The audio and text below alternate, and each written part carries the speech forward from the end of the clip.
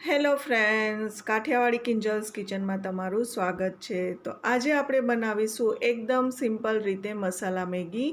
એકદમ આસાનીથી બની જાય છે, તો એકવાર ઘરે ચોક્કસથી ટ્રાય કરજો અને વિડીયોને છેલ્લે સુધી જોવાનું ના ભૂલશો। અને હા, હજુ સુધી મારી ચેનલને સબસ્ક્રાઈબ ના કરી હો તો ચેનલને સબસ્ક્રાઈબ જરૂરથી કરી લેજો અને બાજુમાં આપેલા બેલ આઇકનને પણ જરૂરથી હિટ કરજો, જેનાથી તમને નોટિફિકેશન ટાઈમ પર મળતી રહે। તો ચલો હવે રેસીપી સ્ટાર્ટ કરીએ।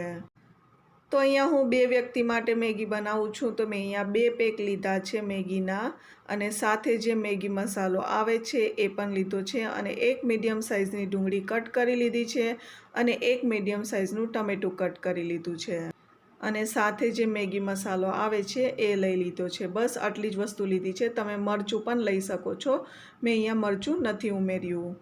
તો અહીંયા એક કડાઈની અંદર 2 ચમચી જેટલું તેલ નાખીશું। તેલની બહુ જરૂર નહીં પડે, એટલા માટે આપણે અહીંયા ઓછું તેલ લીધું છે। તો જેવું તેલ ગરમ થશે એટલે આપણે એમાં ડુંગળી ઉમેરી લેશું, અને ડુંગળીને બ્રાઉન રંગની થાય ત્યાં સુધી સાતળીશું। તો ડુંગળીને આપણે અહીંયા સાતળી લેશું। 1 થી 1.5 મિનિટમાં ડુંગળી પાકી જશે। જેવી ડુંગળી પાકી જશે એટલે આપણે એમાં ટમેટું ઉમેરી દઈશું। તો આ રીતે ઘરે ચોક્કસથી ટ્રાય કરજો, ખૂબ જ ટેસ્ટી લાગશે। તો તમે અહીંયા જોઈ શકો છો ડુંગળીનો કલર થોડો ચેન્જ થઈ ગયો છે। તો હવે આપણે અહીંયા ટમેટું ઉમેરી દઈશું અને સરખી રીતે આપણે અહીંયા મિક્સ કરી લેશું।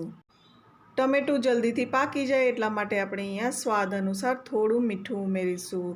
તો મીઠું ઉમેર્યા પછી આપણે સરખી રીતે મિક્સ કરી લેશું।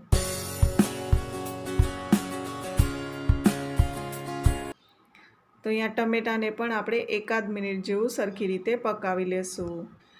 આવી રીતે બનાવશો મેગી ખાવામાં પણ ટેસ્ટી લાગશે અને એકદમ જલ્દીથી બની જશે। તો અહીંયા તમે હવે જોઈ શકો છો ટમેટું અને ડુંગળી સારી રીતે પાકી ગયા છે। તો આપણે મસાલા ઉમેરીશું। તો મેં અહીંયા 1/4 ટીસ્પૂન જેટલું લાલ મરચાંનો પાવડર ઉમેર્યો છે, 1/4 ટીસ્પૂન જેટલો મેં અહીંયા ગરમ મસાલો ઉમેર્યો છે, અને 1/4 ટીસ્પૂન જેટલો આપણે ધાણા જીરું પાવડર ઉમેરીશું। તો આટલી વસ્તુ ઉમેર્યા પછી સરખી રીતે મિક્સ કરી લેશું। મેગી મસાલામાં બધી વસ્તુ હોય છે એટલા માટે આપણે અહીંયા ઓછી ઉમેરી છે। તો હવે આપણે અહીંયા મેગી મસાલો ઉમેરી અને સરખી રીતે મિક્સ કરી લેશું। મસાલાને સરખી રીતે મિક્સ કરી લીધા પછી આપણે અહીંયા 2.5 કપ જેટલું પાણી ઉમેરીશું, કેમ કે આપણે અહીંયા ગ્રેવીવાળી મેગી બનાવીશું એટલા માટે। તમારે જેટલી ગ્રેવીવાળી મેગી ખાવી હોય એ મુજબ તમે અહીંયા પાણીને ઓછું વધતું કરી શકો છો। પાણી ઉમેર્યા પછી એક ઉફાણો આવે ત્યાં સુધી આપણે રહેવા દેશું, અને પછી આપણે એમાં મેગી ઉમેરી દેશું। તો અહીંયા આપણે પાણી ઉમેર્યા પછી સરખી રીતે મિક્સ કરી દેશું।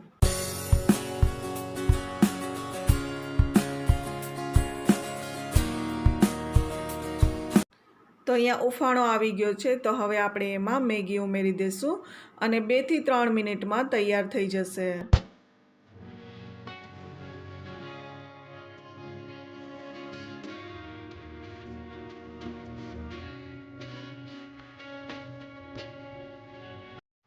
તો અહીંયા તમે જોઈ શકો છો સરસ રીતે ઉકળવા લાગી છે। બસ 2 થી 3 મિનિટની અંદર બનીને તૈયાર થઈ જશે।